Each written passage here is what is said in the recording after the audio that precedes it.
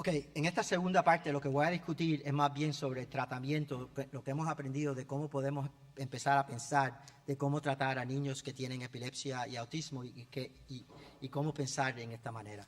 Entonces vamos a entender los variables que pueden influenciar el desarrollo positivo de estos niños o el negativo de estos niños y discutir qué es lo que estamos tratando, porque muchas veces decimos vamos a tratar a un niño con autismo y epilepsia, pero ¿qué estamos tratando? Estamos tratando, y hemos tenido esta discusión empezando esta mañana, y ahora van a coger mi opinión más formal de cómo yo miro esto en términos de si estamos tratando las convulsiones, si estamos tratando el autismo y qué estamos tratando, qué es lo que estamos tratando de hacer en términos del desarrollo, del neurodesarrollo de estos niños.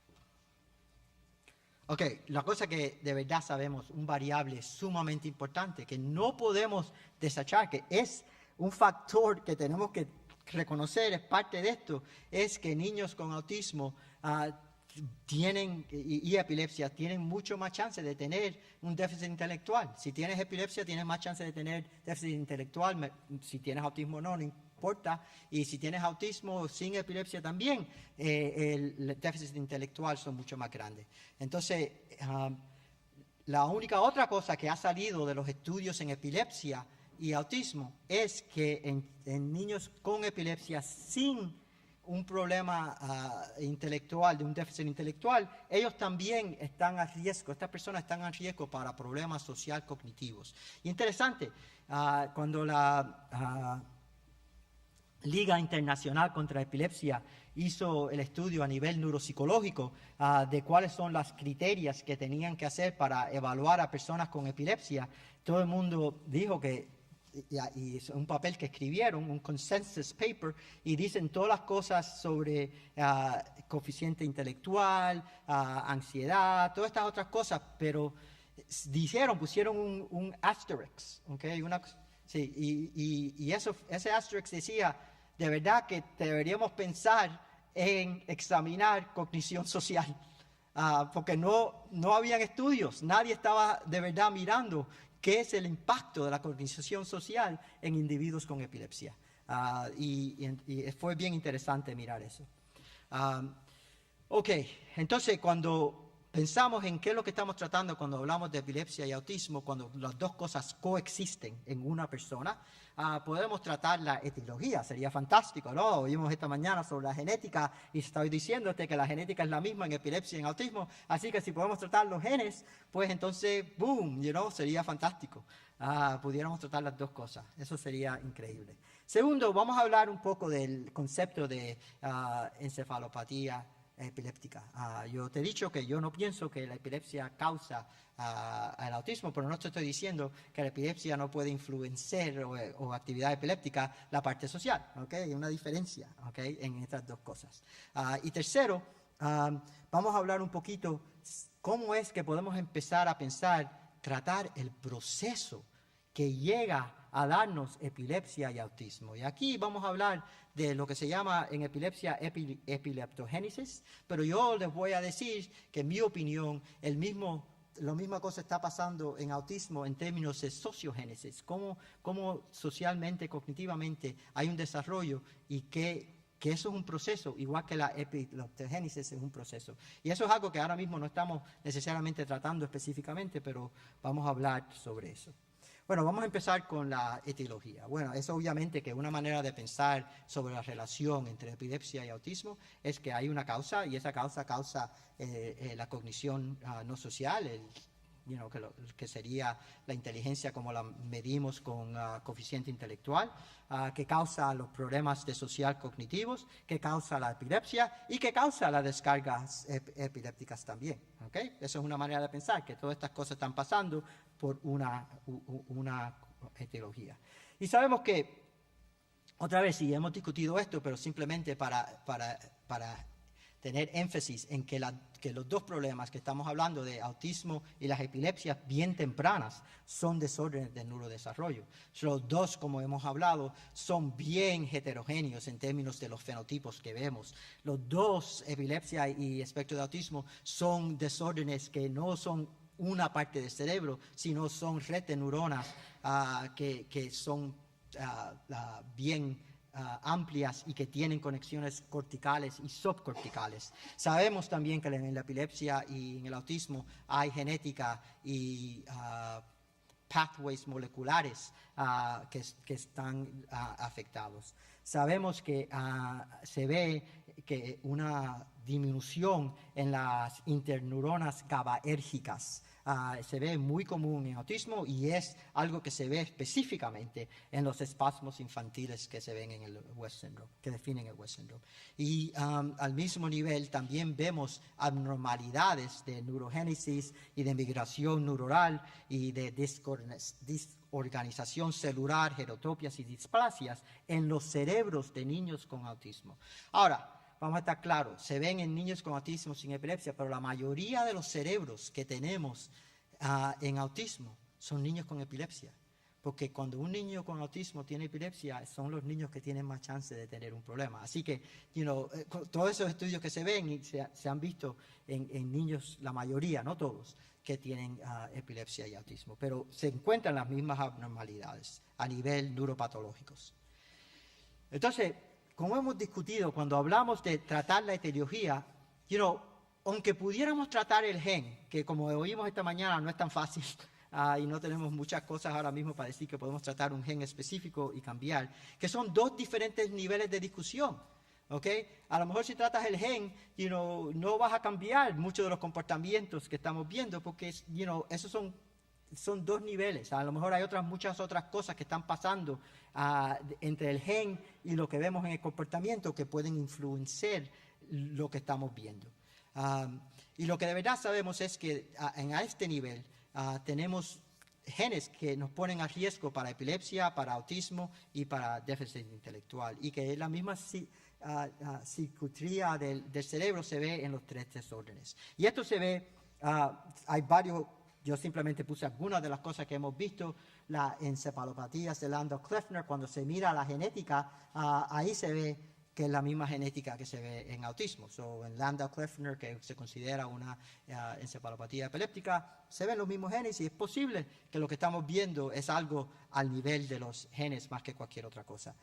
También cuando hablamos del SN1 estos son en ratas o ratones, que simplemente hacer un knockout de este gen, ¿okay? Causa un problema cognitivo sin convulsiones. Okay, y eso se ha enseñado también.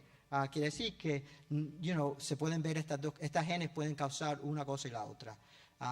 Y de verdad el debate que hay, el debate que empezamos a tener esta mañana es que si la actividad epiléptica simplemente es como un fenómeno epidemiológico, un epifenómeno de la causa que está por debajo de todo, ¿okay? Que la etiología es lo que está causando la actividad epiléptica y que cambiar esa actividad epiléptica no va a tener mucho en decir en el cambio del desarrollo, que de verdad lo que tenemos que tratar es esa parte a nivel etiológico. Ahora mismo lo que podemos decir, y esto ya se enseñó, pero lo pongo otra vez, porque de verdad en este estudio lo que enseñó la doctora Fudori es que ahora mismo sí podemos usar las genéticas para ciertas epilepsias que nos influyen en términos de qué medicinas vamos a usar.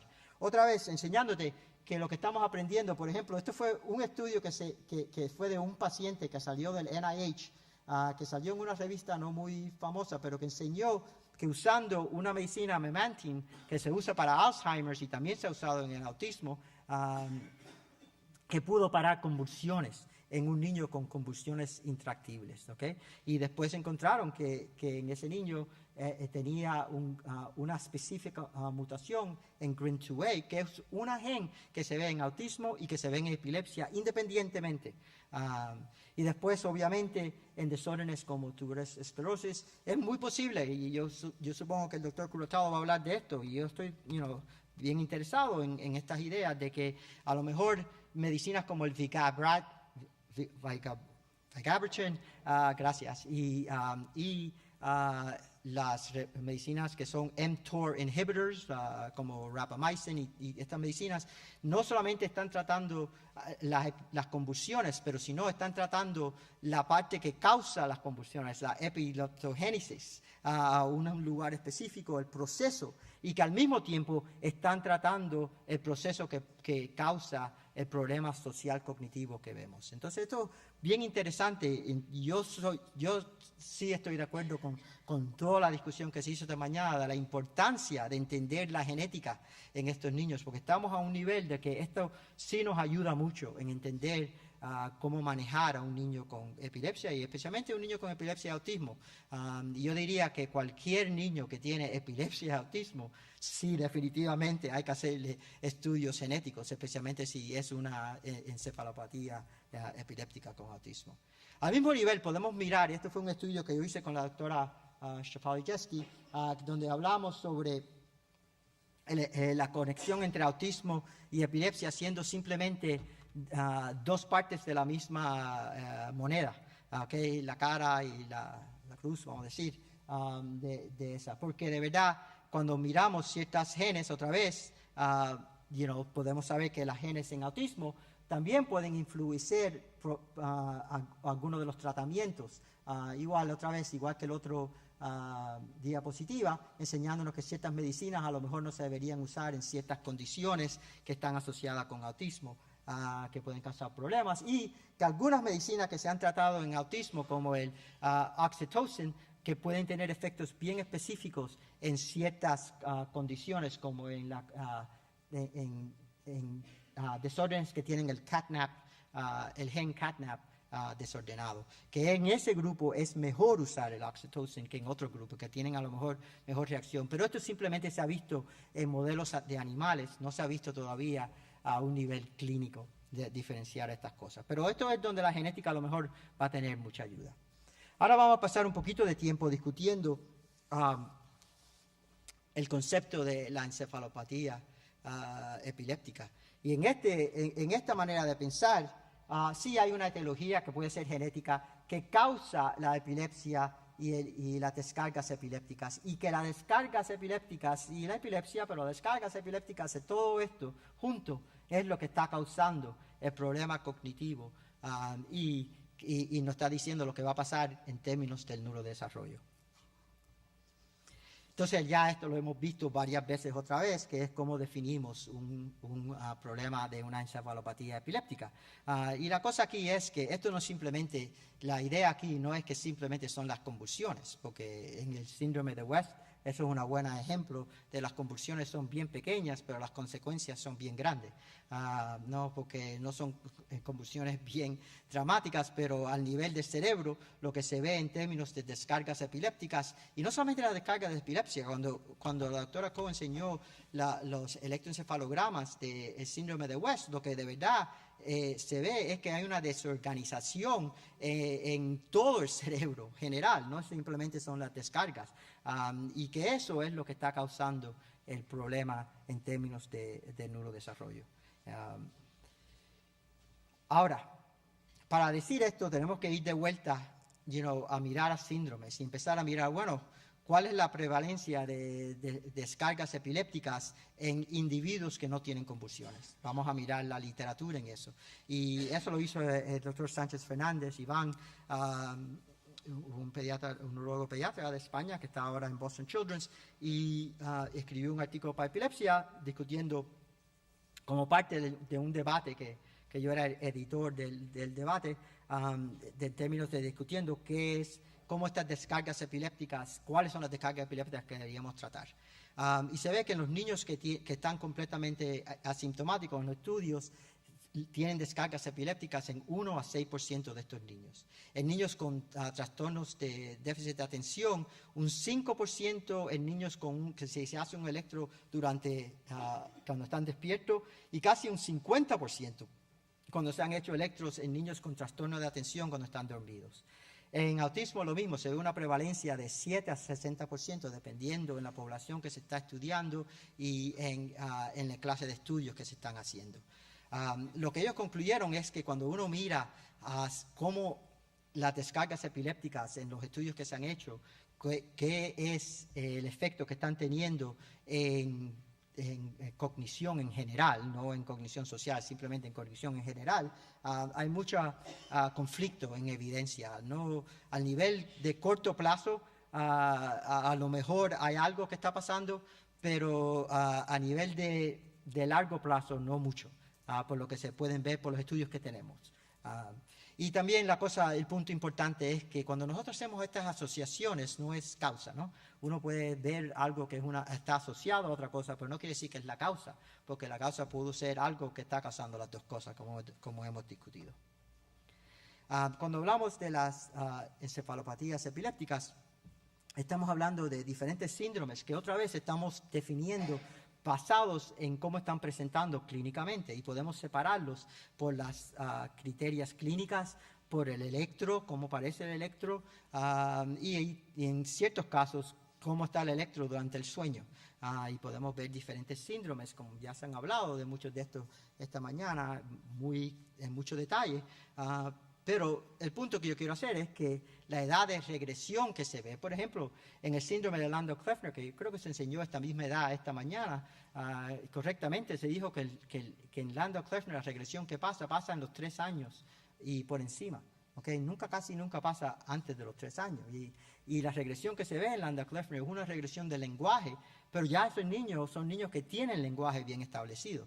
En el autismo, cuando se ve una regresión que se puede ver como un 30% de niños con autismo, la regresión casi siempre pasa antes de los 2 años. La edad media es como 21 meses. La regresión que se ve ahí es más bien preverbal, porque no tienen muchas palabras. Para lo mejor pierden 1 o 2 palabras, pero lo que pierden es ese contacto social. Diferente en ese sentido y más transitorio. En el Landau-Kleffner, también se ven mucho más frecuentes las espigas en el electroencefalograma y mucho más frecuentes cuando se van a dormir y se puede estar ya en lo que se llama el ISIS. Donde están en estados epilépticos. Pero en niños con autismo, la mayoría del tiempo lo que vemos es simplemente una espiga aquí, una espiga allá, otra espiga aquí, que tratamos de hacer una correlación con algo, y de verdad son 2 cosas muy diferentes en términos de lo que vemos en el autismo con regresión y lo que vemos en las encefalopatías epilépticas. Y también esto es una manera de pensar, es que de verdad lo que nos estamos dando cuenta es que a un nivel, cuando uno tiene espasmos infantiles con hypsarrhythmia, entonces aquí se puede ver en muchos casos el autismo. Esto es parte que yo puse en este no fue parte de este estudio que se hizo, un estudio del síndrome de epilepsia con afasia, otra vez del grupo de Australia, donde ellos dijeron, mira, en este lado vamos a poner inteligencia, aquí son los niños con inteligencia bien mala, ¿okay? Y tienen espigas durante el sueño casi constantemente, y después cuando vas aquí arriba vas a tener simplemente espigas centrotemporales en el electroencefalograma, y aquí en este grupo de niños la inteligencia es mucho más normal. Pues en niños con el West Syndrome están por aquí abajo, donde tienen muchas espigas durante todo el tiempo con una desorganización y tienen mucho más chance de tener un coeficiente intelectual bajo con el síndrome de autismo. Y entonces este espectro es lo que vemos en todos los desórdenes, sean aquí en esta manera mirando esto, donde de verdad hay una susceptibilidad genética que está compartida, y que las consecuencias no son un sí o un no, sino más bien son dimensionales. Entonces por eso es tan importante mirar a la persona que estás mirando y no simplemente al desorden que estamos dándole. Y la otra cosa interesante es que cuando vemos las clases de espigas, esta clase de temporal spikes que se ven en síndrome de Rett, en frágil X, en autismo, en ADH, en síndromes intelectuales, con problemas intelectuales, en el síndrome de Landau-Kleffner y en el síndrome con espigas continuas. Y también ahora estamos viendo estudios donde de verdad en desórdenes que antes decíamos que las espigas no estaban, se veían y no estaban haciendo ningún problema y las convulsiones no estaban haciendo ningún problema. Estamos viendo ahora estudios, esto es un estudio que acaba de salir, enseñando que si uno usa fMRI en niños con lo que se llama el benign central epilepsy with central temporal spikes, que estos niños tienen problemas en términos de la cognición social, en términos de cómo miran a las caras, etcétera, de caras con miedo. Entonces, es quiere decir que hay estas correlaciones que podemos ver, pero no son necesariamente causas. Ok, ¿cómo es que podemos entender cuál es el impacto en términos de neurodesarrollo cuando tratamos las convulsiones solamente? Podemos ver algunos cambios en la inteligencia no social, podemos ver cambios en la inteligencia social. Bueno, otra vez, mucho conflicto en estos estudios y muy pocos estudios con números bastante bajos, pero interesantemente hay estudios como este y donde de verdad en ciertas condiciones como la esclerosis tuberosa, a lo mejor controlar las convulsiones en sí, podemos ver efectos positivos en términos de el déficit intelectual de ese niño. Es más bien lo que se ha mirado, no ha sido tanto el autismo, pero la cognición social, aunque han habido algunos estudios con autismo. Pero el estudio más grande con autismo que se hizo específicamente mirando al riesgo de tratar niños con autismo y con espasmos infantiles. Eran niños con espasmos infantiles que los trataron, casi todos fueron con vigabatrina, y todos esos niños después los persiguieron a diferentes meses y vieron cuántos de estos niños tenían autismo, y se había visto un cambio en los niños que habían recibido tratamiento más temprano o más lejos, y no encontraron ninguna diferencia. No importaba aunque es verdad que los niños con espasmos infantiles tienen mucho más chance de tener el autismo, aunque lo trates, simplemente tratando de tratar correctamente los espasmos infantiles al nivel del neurodesarrollo de autismo, no había diferencia, no hizo cambios. Y lo mismo en algunos estudios que están enseñando con tuberosclerosis, que de verdad sí, los niños con epilepsia tempranamente hacen peor, pero también se encuentra que tratando a esos niños, si fueron tratados, que eso de verdad no hizo un cambio en ese sentido. Menos si los tratas antes que tienen las espigas, que otra vez yo pienso que van a hablar de eso en más detalles mañana.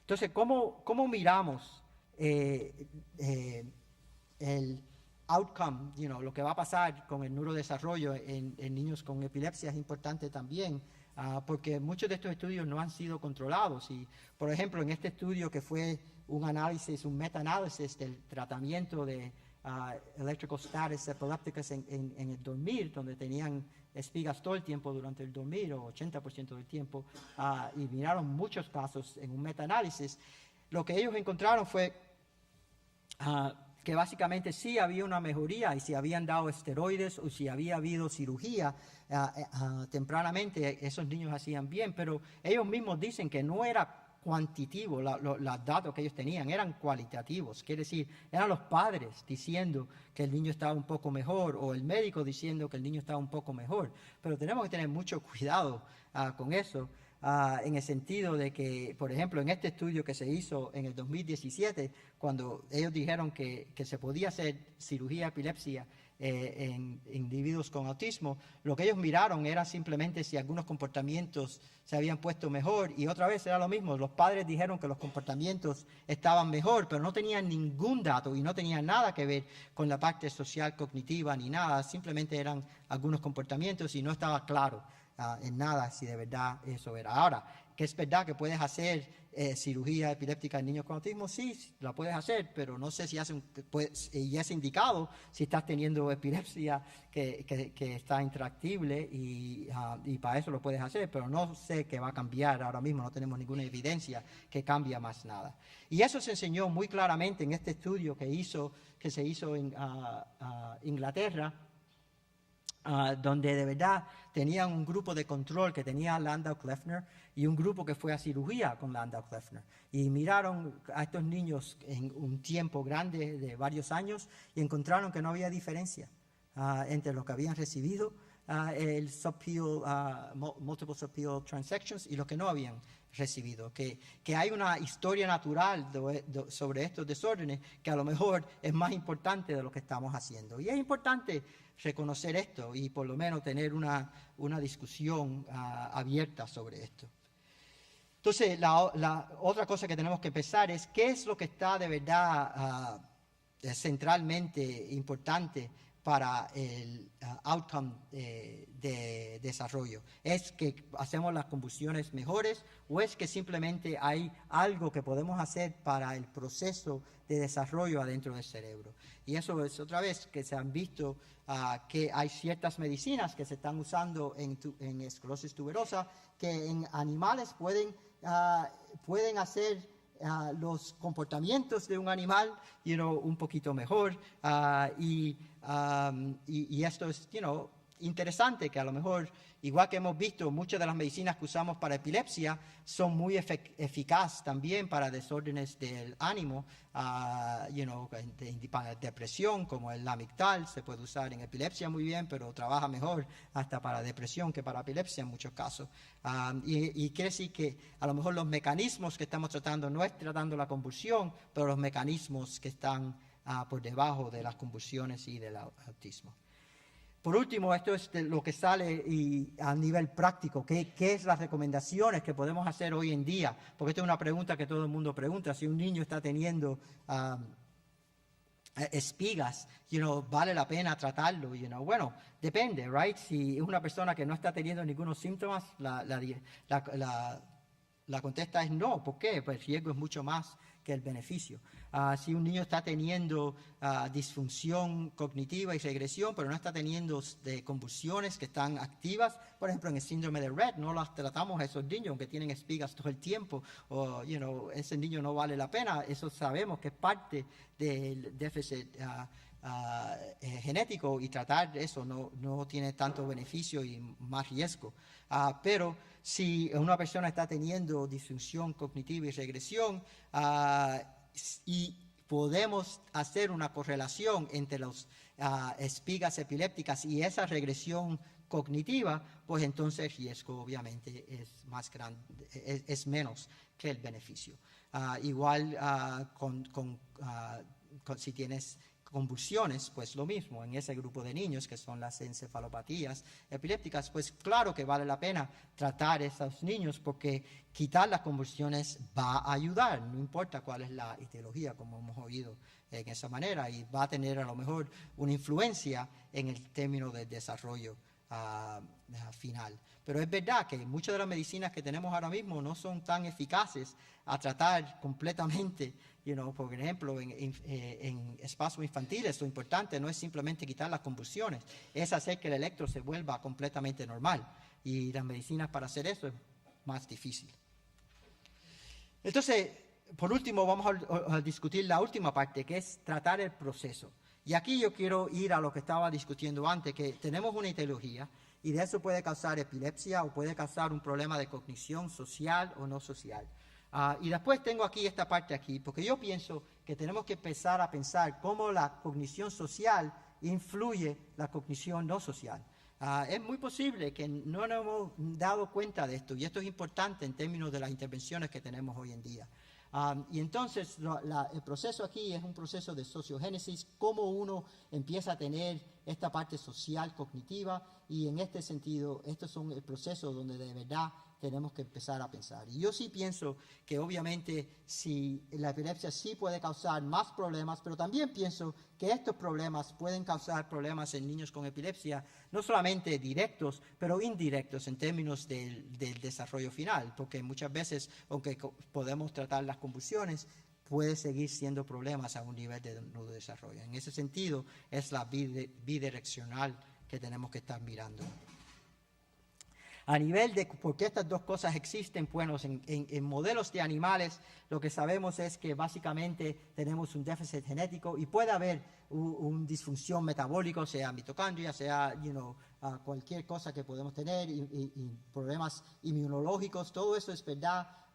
Pueden haber cosas en el ambiente, puede haber disfunción GABAérgica. Todo esto se ha encontrado en epilepsia y en autismo, y que, otra vez, como hemos oído, hay inhibición reducida, excitación por encima, un imbalance, un fuera de balance entre la parte excitativa e inhibitiva, y que esto causa un problema en los circuitos cerebrales, y es como por eso vemos este problema a nivel social y a problemas también a nivel de convulsiones y de descargas epilépticas, y a nivel también cognitivos. Y estos modelos en animales, todas estas cosas se pueden encontrar en animales. Pero la cosa más importante para mí también que tenemos que recordarnos es que aunque podemos tratar la parte social, y muchas veces podemos tratar a niños con autismo y quitarle muchos de los problemas a nivel social, tenemos que recordarnos que también a nivel del coeficiente intelectual o la parte de inteligencia no social, que también tenemos muchos problemas. Y cómo vamos a hacer eso mejor es interesante. Podemos empezar a pensar cómo vamos a poder hacer esto, y otra vez son las mismas clases de circuitos que estamos hablando en términos de epilepsia y autismo, y por eso es que epilepsia, autismo y déficits intelectuales se ven tanto clínicamente unidos, porque están en estos mismos circuitos tan afectados. Y podemos empezar a pensar en estas clases de intervenciones que son importantes, pero no estamos ahí. Una cosa que yo pienso que los modelos animales nos han enseñado, y esto es algo bien interesante en mi opinión, ha sido este estudio que acaba de salir en la revista Nature en 2017. Esto es parte del grupo de Harvard, un investigador que se llama Matt Anderson. Él ha estudiado el gen UBE3A, y este gen sabemos que tener varias copias de esto está asociado al autismo, y se ve en el síndrome de duplicación 15, que se ve mucho con autismo.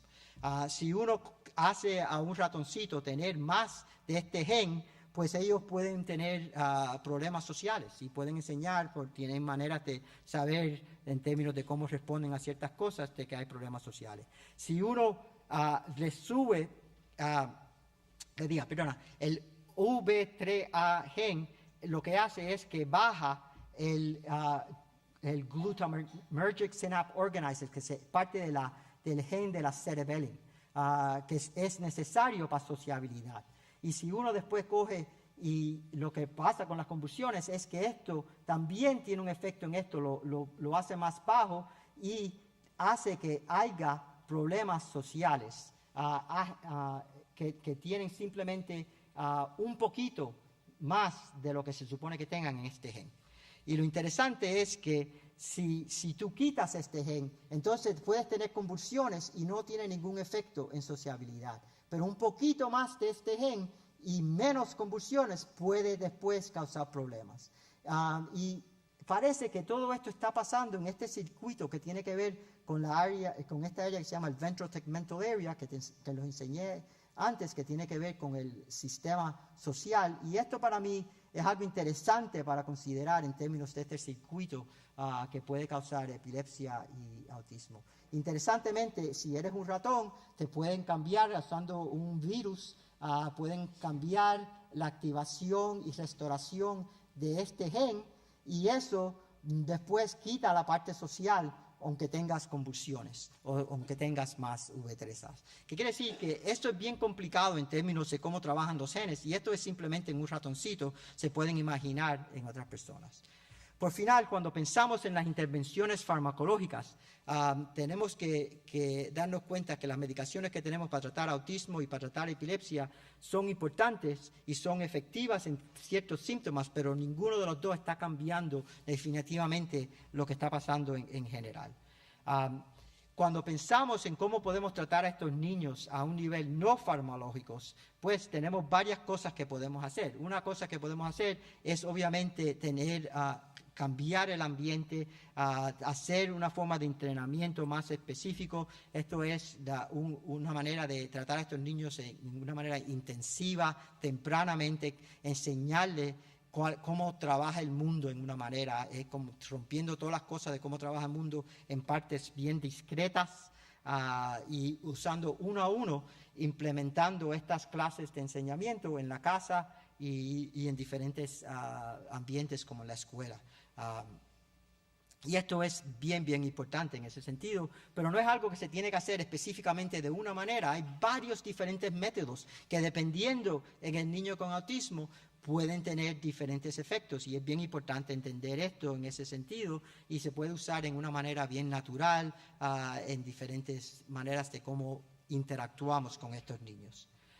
Y la cosa es, la razón que no tengo para explicarle todo esto en tanto detalle, y no tengo el tiempo, pero simplemente para enseñarles que obviamente si uno hace estas clases de intervenciones, ya han habido bastantes estudios enseñando que esto puede hacer un cambio positivo en la parte social cognitiva de estos niños. Y muchas veces la parte social cognitiva después se puede medir también en subir en términos del coeficiente intelectual o la parte de no social intelectual. Así que haciendo cambios, enseñándoles a estos niños, ayudándolos con la parte social cognitiva, puede tener cambios también en otras formas.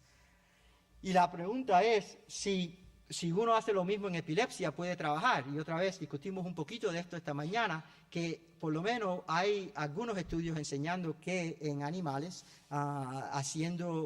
dándole más estimulación temprana, puede tener un efecto positivo en convulsiones y a lo mejor hasta en la condición que llega a donde llegan las convulsiones.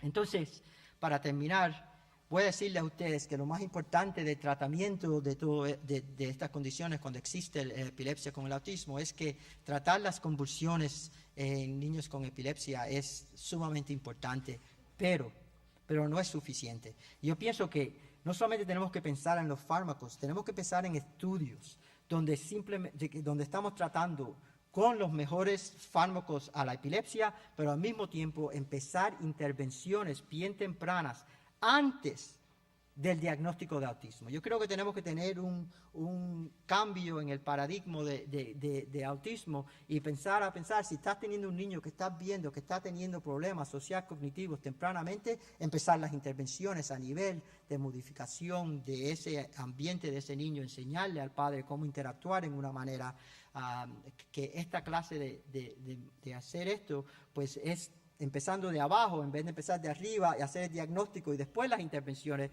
Me gustaría empezar de dónde están los problemas, hacer las intervenciones a esos problemas y ver si el diagnóstico no llega a ser el diagnóstico que estamos preocupados de. Yo pienso que esto es bien importante cuando pensemos en los estudios del futuro, cuando tenemos las cosas genéticas que podemos identificar niños a riesgo para tener epilepsia y autismo, empezar los tratamientos no solamente al nivel fármaco, pero también al nivel de los tratamientos que tenemos educacionales y de modificación de conducta bien tempranamente para hacer los mejores cambios en estos niños. Muchísimas gracias.